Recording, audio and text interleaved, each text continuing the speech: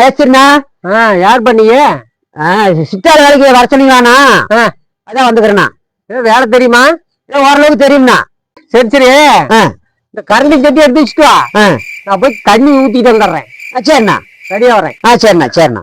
சரி, நான் வேற வேலைக்கு புதுசு, இதுக்கு முன்னே வேலைக்கு போனதில்ல. இந்த செட்டிங் கரண்டியா இருக்குமா அந்த செட்டிங் கரண்டியா இருக்குமா? சரி சரி, நம்ம பைக்கு தகுந்த மாதிரி இதான் இருக்குது, இதுதான் போட முடியும். இதை எடுத்து போட்டுட்டு போலாம், அப்புறம் பேசிக்கலாம்.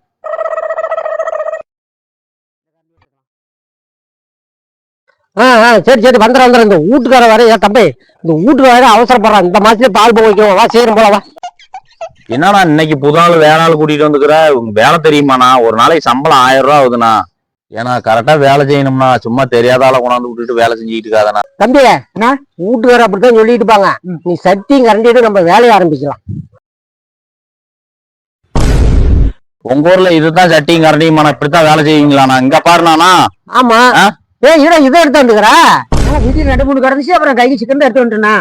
ஏன்னா நீ ஒரு மேஸ்திரி, இருந்தாலும் ஒரு சிட்டாளு, உங்க எல்லாம் வேலைக்கு விட்டோம் பாரு நானு.